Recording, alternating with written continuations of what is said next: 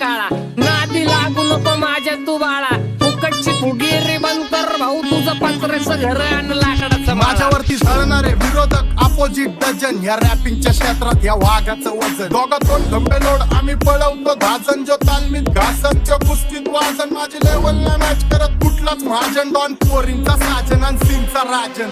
आलीच कुटून कशाला बाया तू खातीच एवढा भाव, आलीच कुटून कशाला बाया तू खातीच एवढा भाव. क्या बोलती कंपनी,